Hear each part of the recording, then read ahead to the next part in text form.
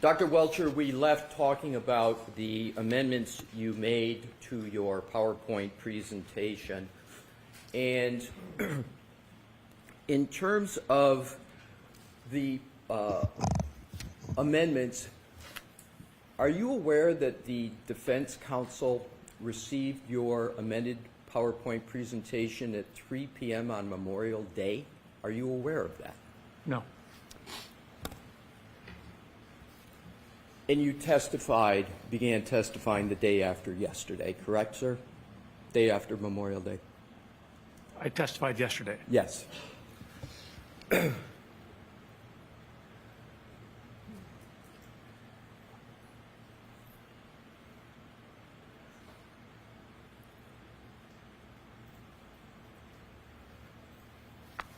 Are you aware of any activity in this trial of any kind before you testified yesterday? Again, as I mentioned, I've been getting random emails, and then I've been seeing it pop up on my news feeds as well. But once I was aware of the reclusion, I made sure to not review any of that.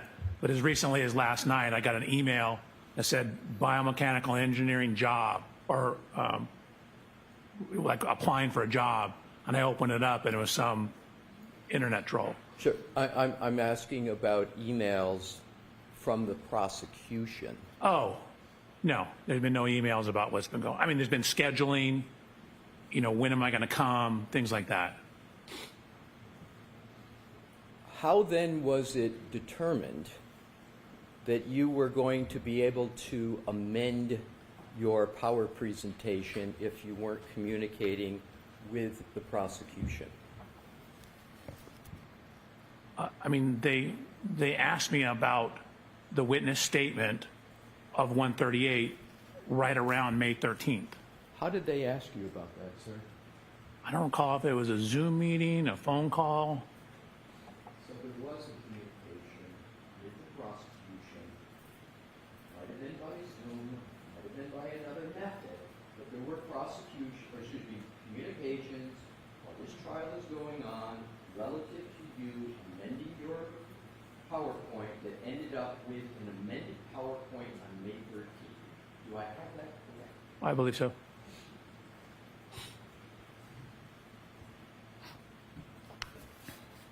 I'm going to switch topics. Okay.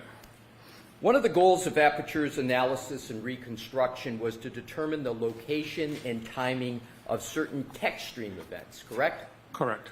EDR data. I'm sorry, my role. Your role, yes.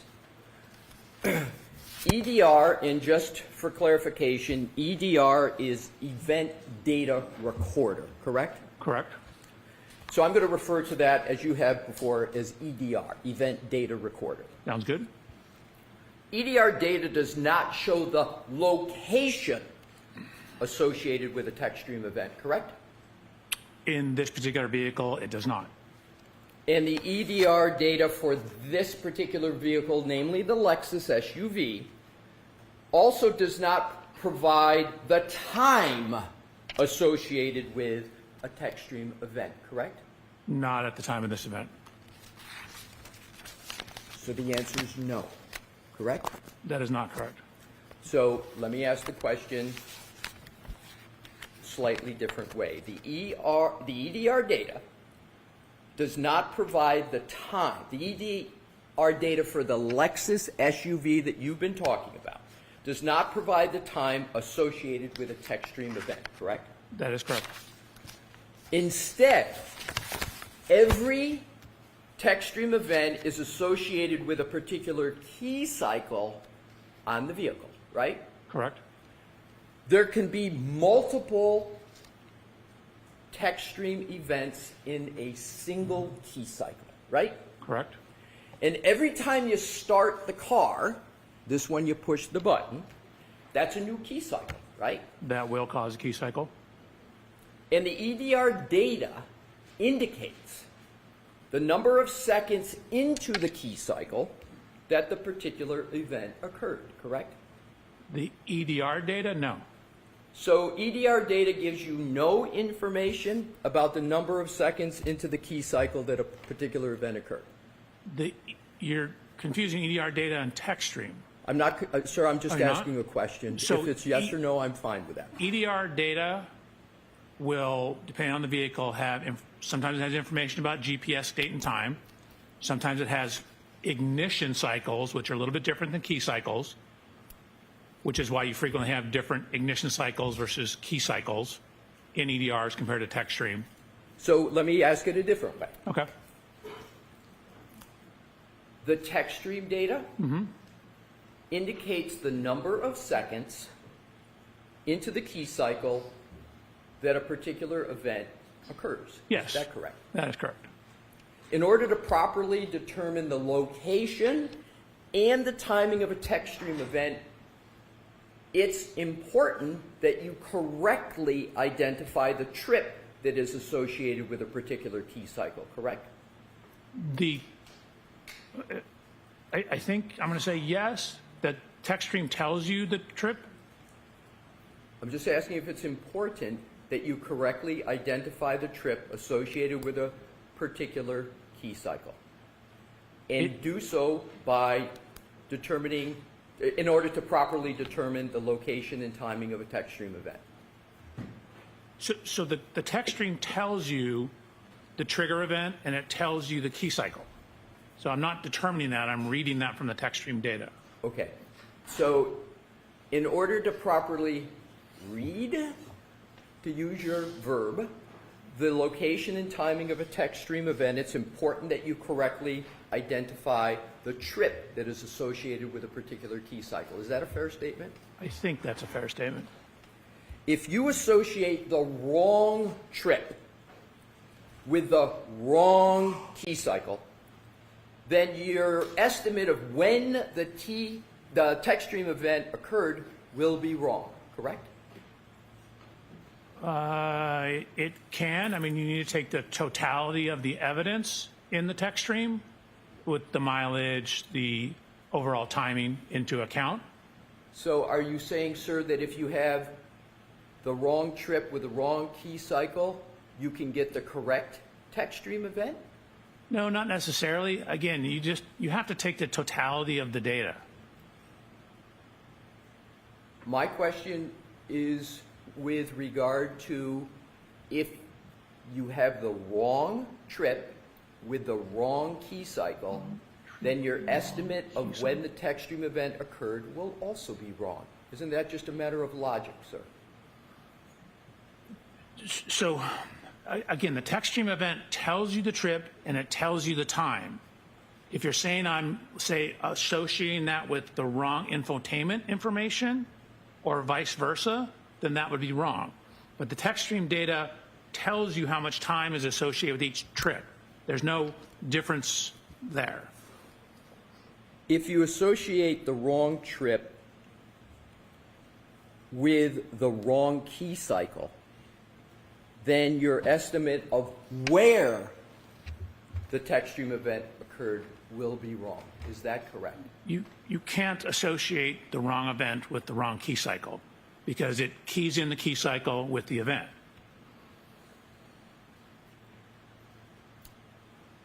Let me try it a different way.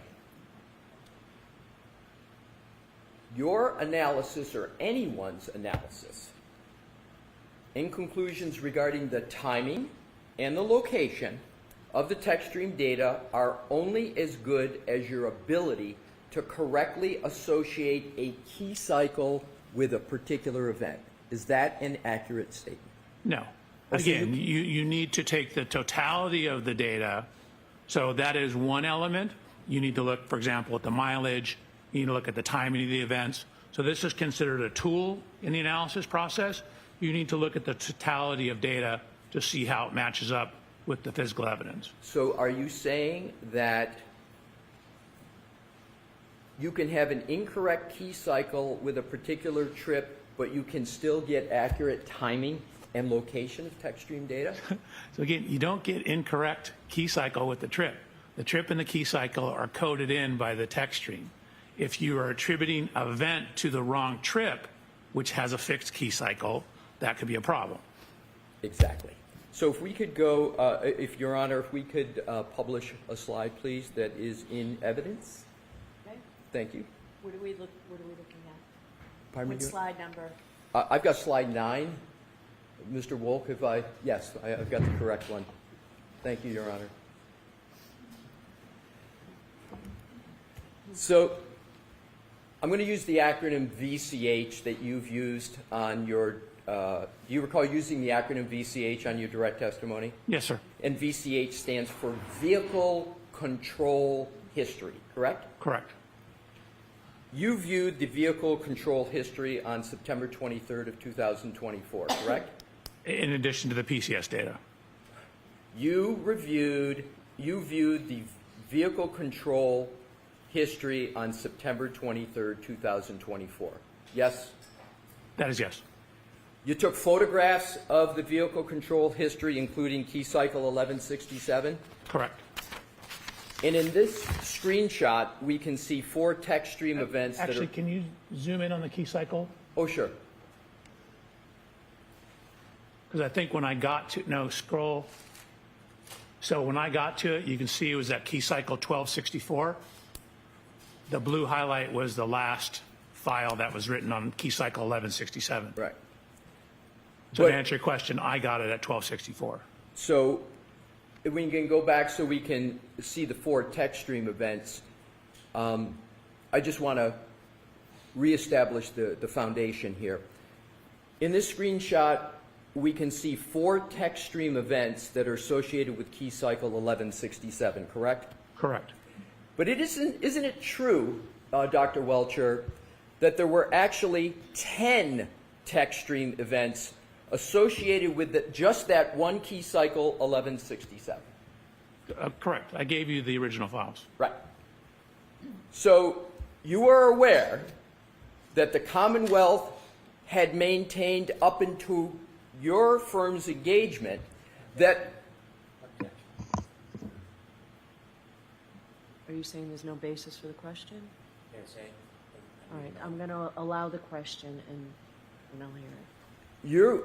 You are aware that the Commonwealth has maintained up until your engagement in September of 2024 that all text stream events associated with key cycles 1164, 1165, and 1167 occurred while the Lexus was in the custody of the Massachusetts State Police at the Canton Police Department.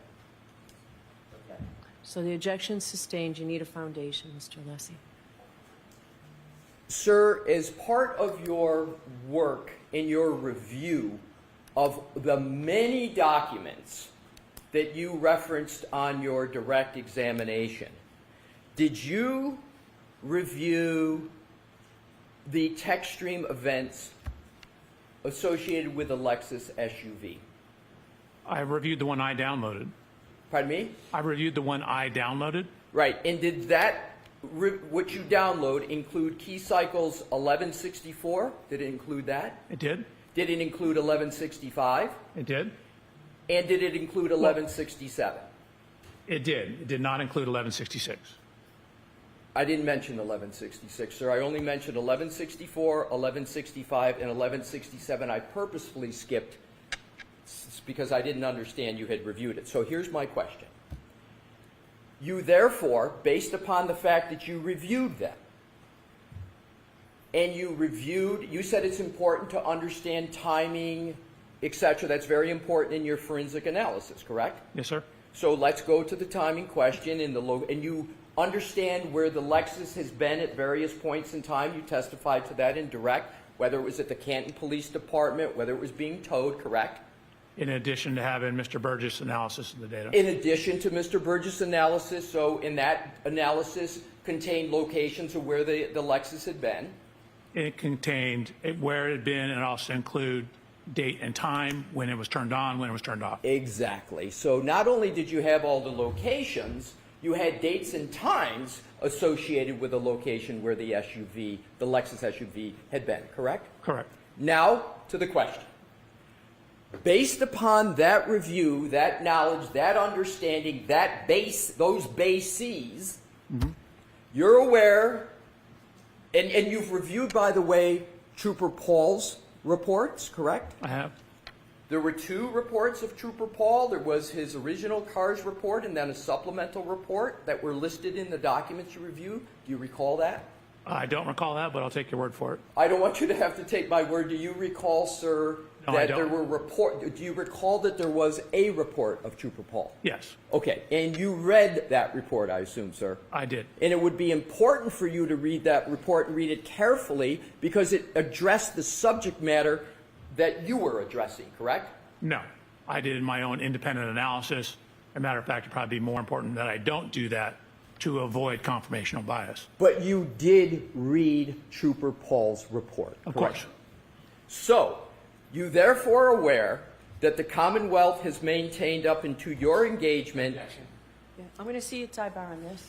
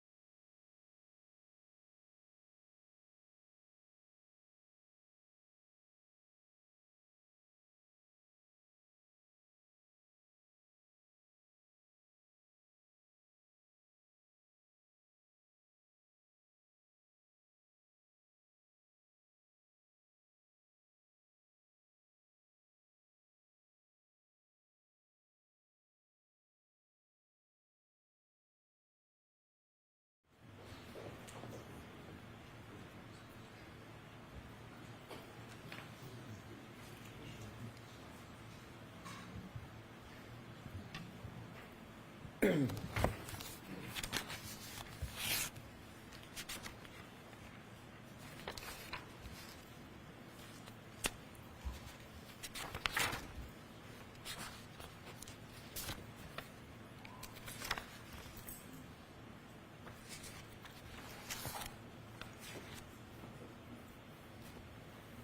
I, Your Honor? Yes. Thank you.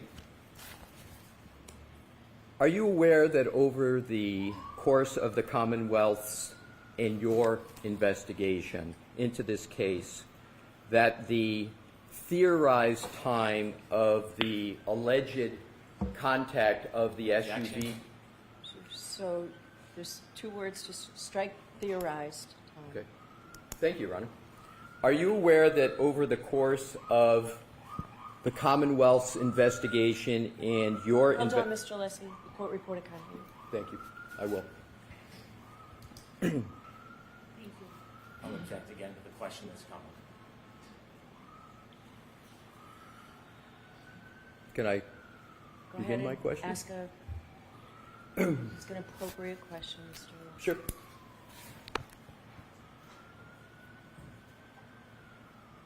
Do you have knowledge whether there is one time or more than one time for the Commonwealth's position, as you know it from reading documents that you said you've reviewed, that there are different times alleged for the incident to have occurred at 34 Fairview? Objection. Sustained.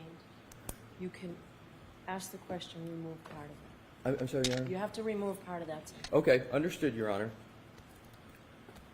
Do you know whether there is more than one time that has been proposed by the Commonwealth for the impact alleged to have occurred at 34 Fairview? Objection. Sustained. I'm going to ask for an instruction.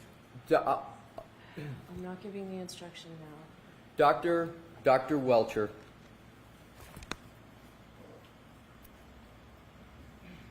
in terms of the analyses that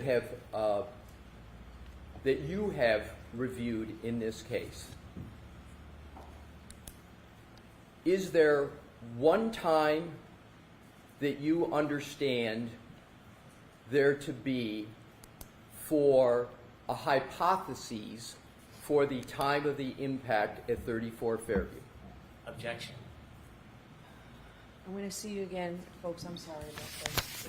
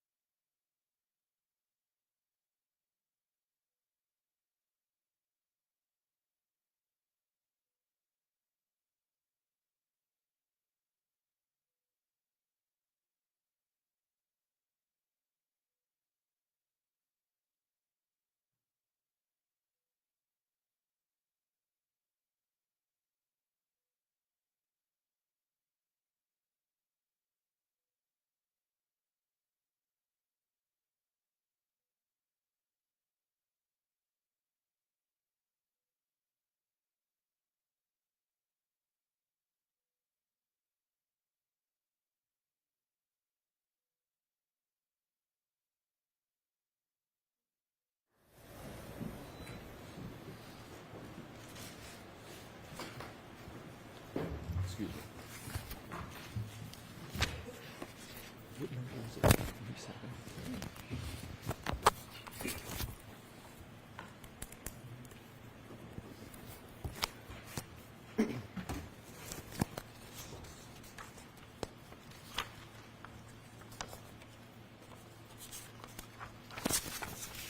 May I, Your Honor? Yes. Thank you. I'm going to move to, for the moment, we'll come back to the other topic a little bit later. As we discussed earlier, you've got on various documents, you're a biomechanical engineer, but I've also heard you make reference to biomedical. Can you just tell me what you consider yourself, sir? Is Sure. is biomechanical engineer something you consider yourself to be? Sure. My degrees are in biomedical engineering. The discipline within biomedical engineering that I practice is biomechanics. Right. And so is it accurate to say that you are a biomechanical engineer? Yes. And you say that much in your report, correct? And the CV and resume I gave you. Right.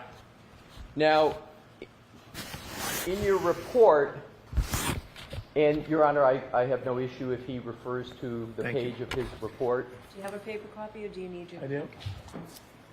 If you, sir, could turn to page 9 of your report. Okay.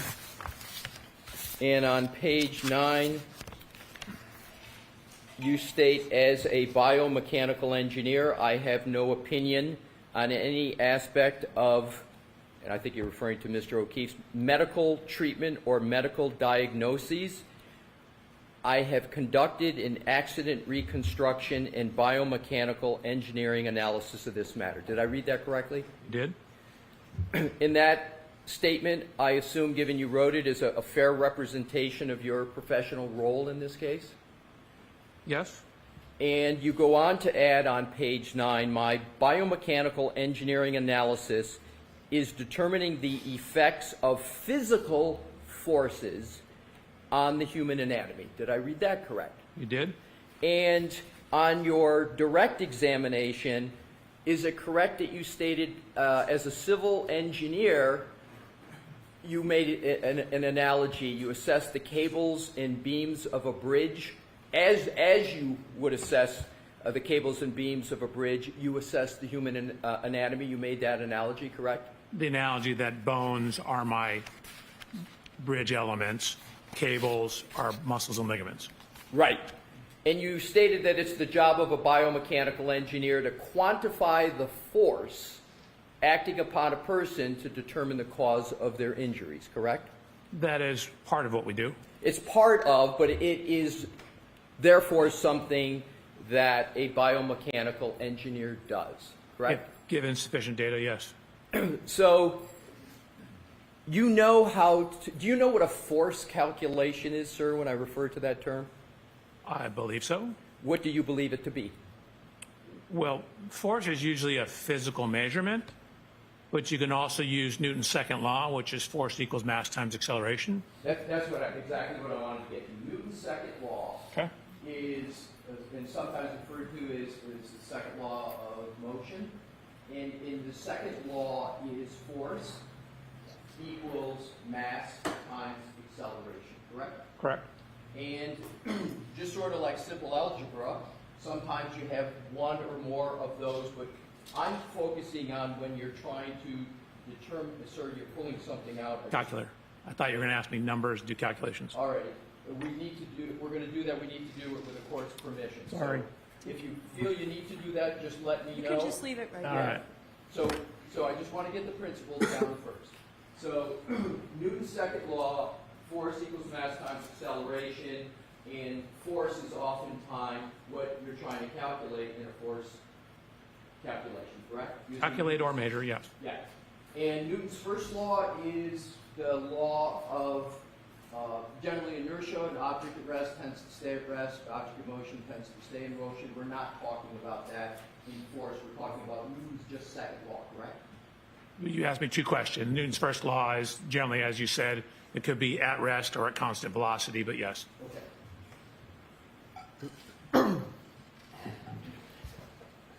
And that Newton's second law is generally just a mathematical calculation, correct? Yes. So what I'd like to do is to turn to page 11 of your report.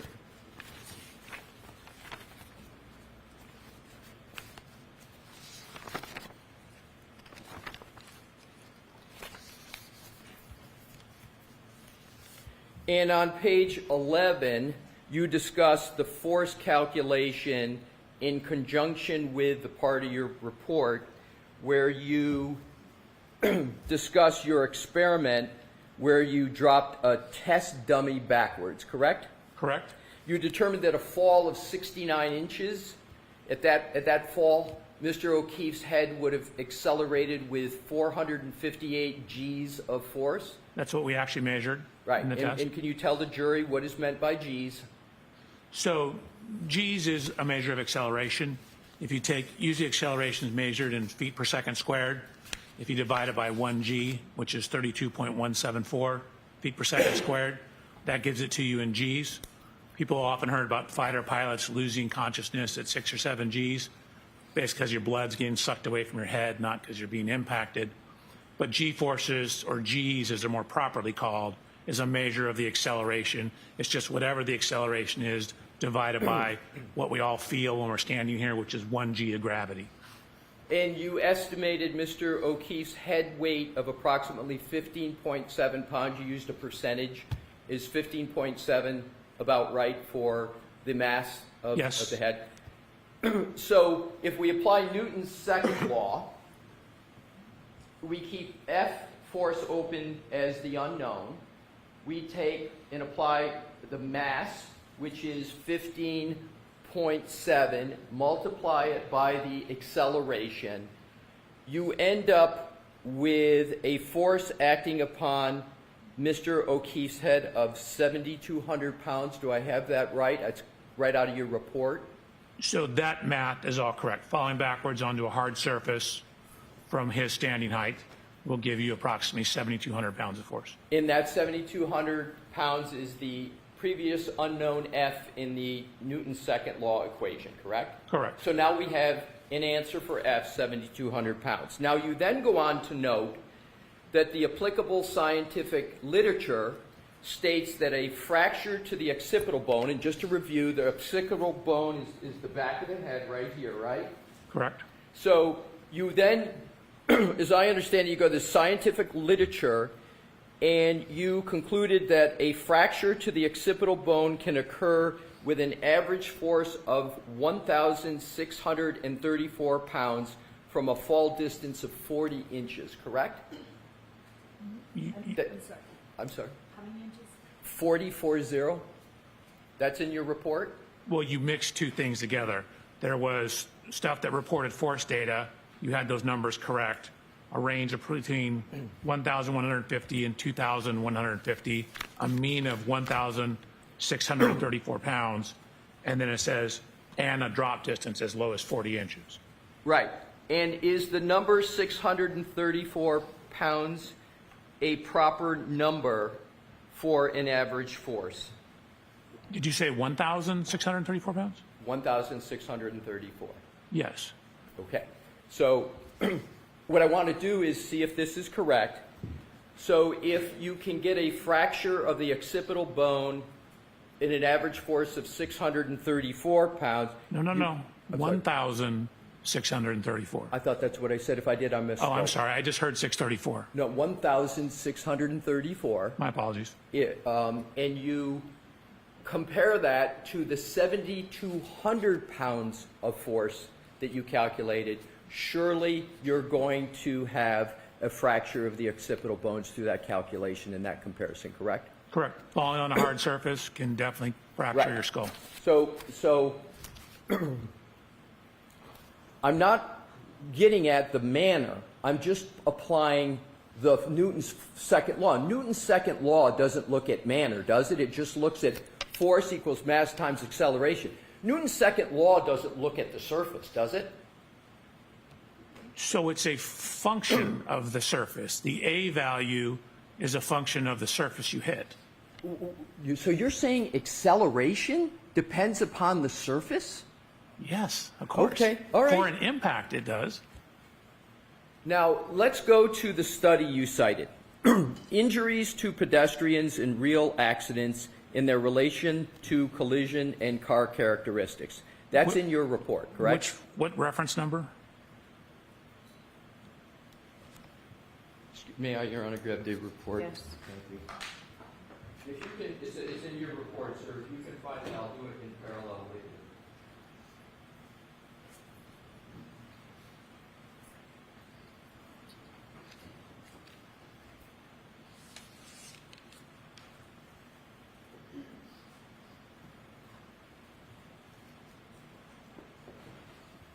Is it number 25? That's the one I think it is. I just want to check your report. Would you like me to actually pull up the paper? No, Okay. just want to get to the...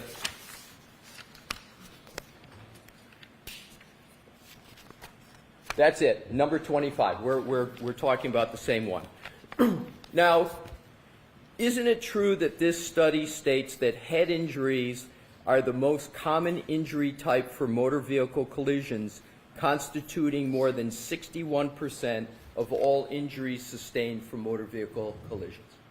Or could the witness see the document that's being referred to? Do you have your report in front of you? I have my report, but reference 25 is not in the section he's referring to. Why don't you show it to him, Mr. Leslie? I do not have with me a copy of the report he cites in his reference. He did, can I ask another question, Your Honor? Yes. Thank you. Dr. Welcher, on your direct testimony, did you not discuss the percentage of pedestrian injuries and relate it to heads? Did you not, on your direct, talk about percentages of injuries that are head injuries in impacts of pedestrians with cars? Yes, I did. Okay, so you came up with a number. What I'm trying to do is to compare that number to the number in the study that you cite. If you don't remember, that's okay. We'll just move to the next Can I question. go to my slide? Whatever you can use to determine what was the percentage that's in the study that you cite in footnote 25 of your report. Sure. That was also from my presentation that I gave. It's 61.5 for all injuries, 12.7 for fatal injuries. Thank you. You're So I'll welcome. repeat my question, and then we'll get it in logic. So that study states that head injuries are the most common injury type from motor vehicle collisions, constituting slightly more than 61% of all injuries sustained from motor vehicle collisions, correct? That number is correct. You're quoting a sentence. I would want to pull the paper up, but the number is correct. Okay, so doesn't this article also state that of all head injuries sustained by motor vehicle collisions, only 12.7 of them are fatal? That does, yes. Did you mention that only 12.7 are fatal on your direct examination? It's circled with a red box on my slide. Did you mention that on your testimony on I direct? thought I did. This article was published back in 1979, correct? I believe that's correct. It's 46 years old, therefore, if I did the math correct, right? That sounds correct.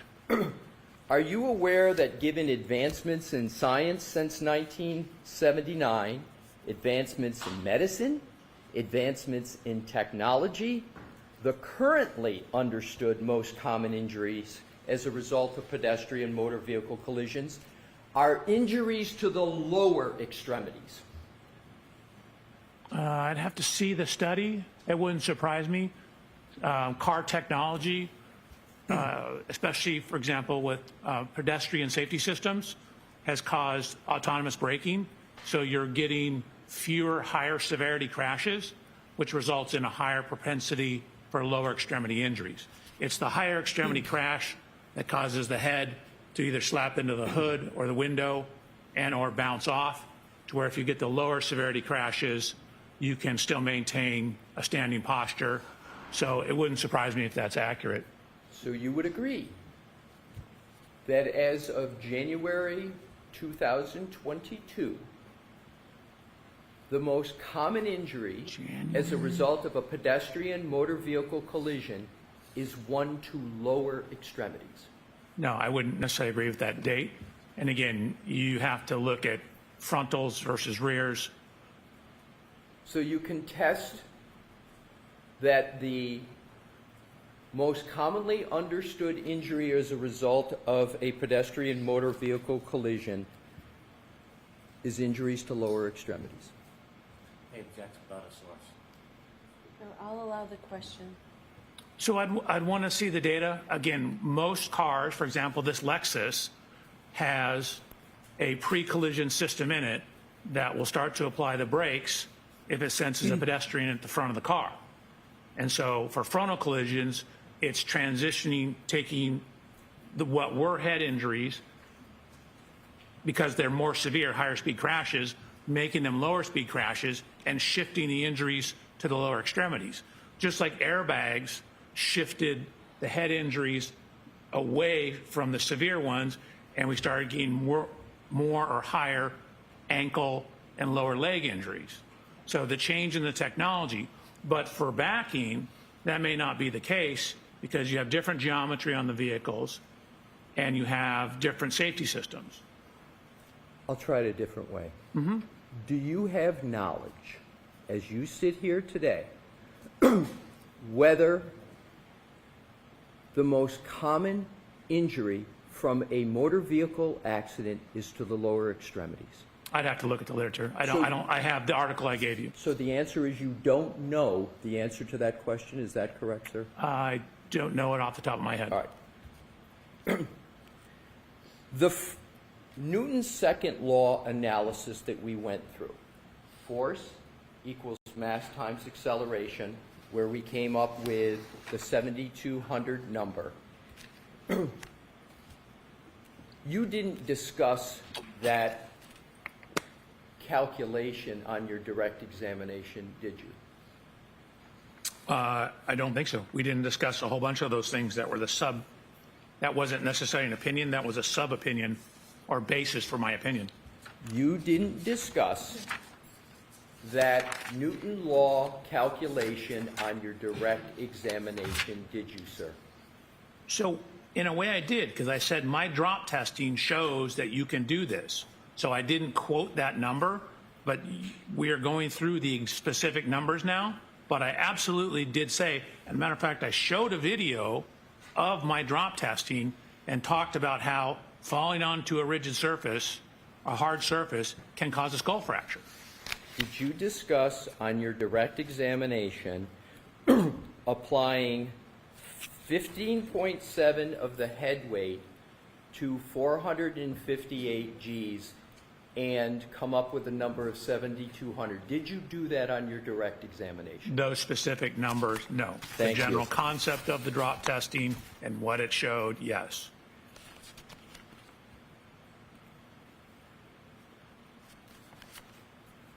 So instead of that calculation, you referred to a flow chart comparing injury characteristics of flaws versus blows. Do you recall doing that on your direct? So you asked me two questions. You said instead of, so that's no, it's not instead of. They're two completely different topics. So no, I didn't do that instead of. Okay. I looked at a force analysis, then I looked at 3 peer-reviewed publications that were attempting to differentiate whether an injury is associated with a fall or a blow, an assault, and they came up with a metric for doing that. Those things are completely separate. Let's ask it this way. Did you, on your slide presentation that you presented to this jury, did you put the inputs into F equals M times A in your slide presentation with the numbers we talked about of 15.7 for the M and 458 for the G to come up with 7,200? Was that anywhere on your slide presentation? So the slide presentation showed the 458 Gs. The rest of it was not on there. Thank you. You're welcome. You also indicated that the laceration above Mr. O'Keefe's right eye is consistent with the shape and height of the fin on the top of the Lexus SUV. Do you recall that? Correct. It's actually properly called a spoiler. And so you would call it a spoiler instead of a fin? Correct. Fair enough. We'll call it a spoiler. You visited the scene at 34 Fairview, correct? I did. You stated that you like to visit the scene while you're working as an accident reconstructionist so you can get a better understanding of the data? I'd use the word like, but we want to go to the scene to see the scene. When you visited 34 Fairview, did you go into the garage at 34 Fairview? No. I actually didn't set foot on the property. You didn't set foot on the property? No, I stayed in the street. It's my understanding there were new owners.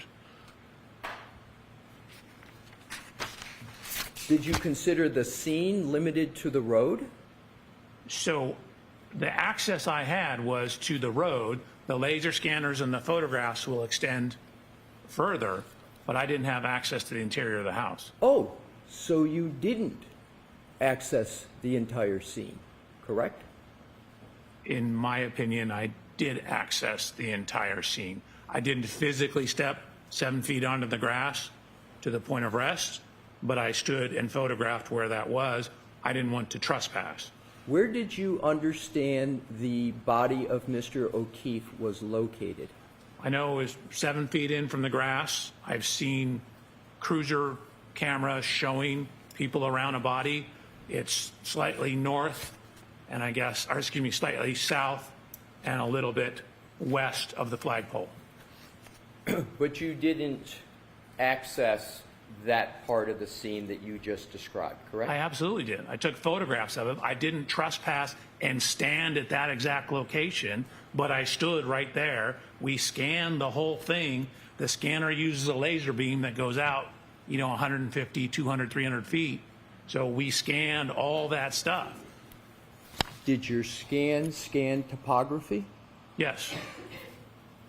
Then you know that there is a berm raised above street level, correct? If you did the scan. Correct. Do you know the height of that berm? I believe it's 4 inches. Nowhere in your report, when you're comparing the height of Mr. O'Keefe to the spoiler, do you account for that 4 inches of the berm, do you? So yes and no. As I indicated, we don't know exactly where the point of impact is, whether he was completely in the road or up on the berm. But for example, where the tire spins on the Lexus, that could be where she's driving up on the curb. And so then that tire will be at the height of the curb. So if he's standing on the higher part and the right rear tire of the Lexus goes up there and spins, then that would be at the same height. We don't know the exact point of impact. So I don't know whether he was on the road or in the street. Excuse me, on the street or on the side of the road. Exactly, but when you did your depiction on your slide, and you remember you had the ruler and you measured the height, you did all Absolutely. that? Yep, Where was it? It was you? Was it you in that slide? it was Where were your feet? on the ground. Not on the berm, correct? Correct. Okay, so you chose a measurement, which was the ground, to the top toward the spoiler, and you took a measurement.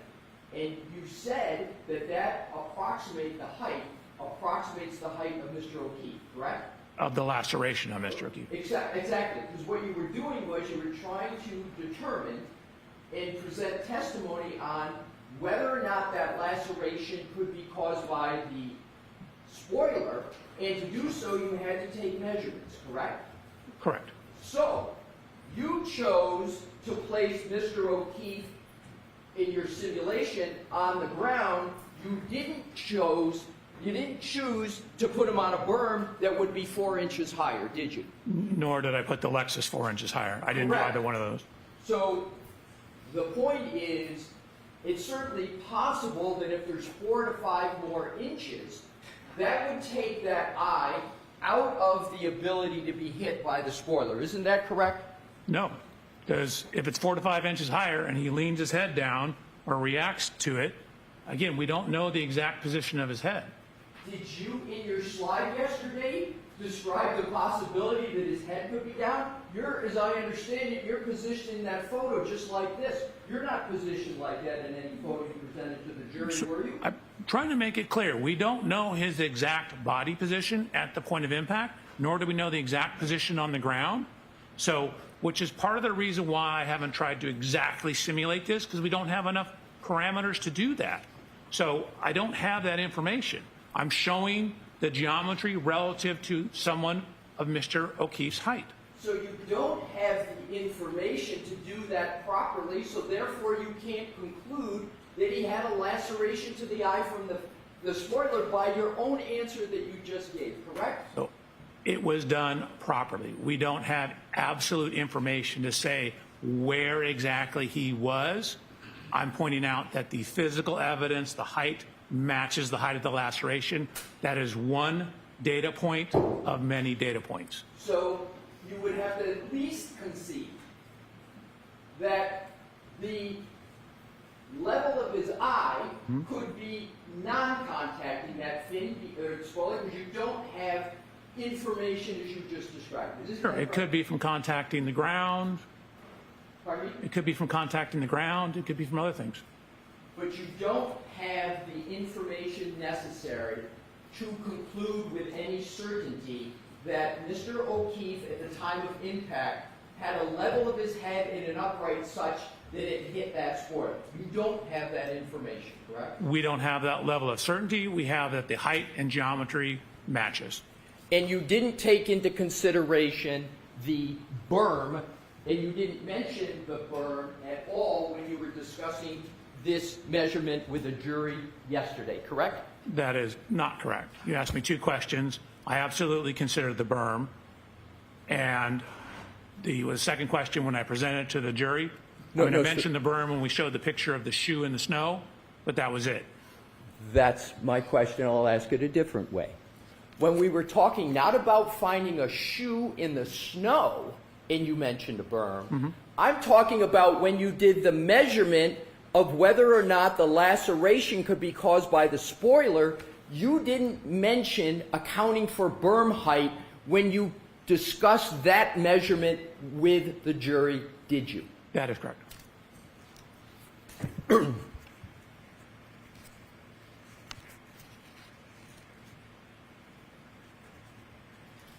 Likewise, you didn't present any Newton's second law analysis regarding the front of Mr. O'Keefe's head with respect to whether his head was contacted by that spoiler, did you? Correct. Again, it was a glancing hit. We wouldn't be able to do that. Oh, so it's a glancing hit to the front of the head is your hypothesis? This whole pedestrian impact is a glancing hit. So you can have your arm to the side like this, with the back of the vehicle coming like this, and you could glance the right eye with the arm out? Is that what you're saying? That's what my picture shows when I'm standing next to the car. I could probably find the slide for you. So you didn't do a force analysis to determine how much force would be applying assuming a contact with the right eye, did you? That's correct. And force analysis is what biomechanists do, correct? That's what a biomechanist does? That is part of what they do. So I lined up his anthropometry relative to the known height of the vehicle. You attempted to line it up. That's one method, but another method is to apply Newton's second law like you did to the back of the head when he fell, correct? Correct, if we had more information. Mr. Leslie, why don't we break here? Thank you, Your Honor. So, jurors,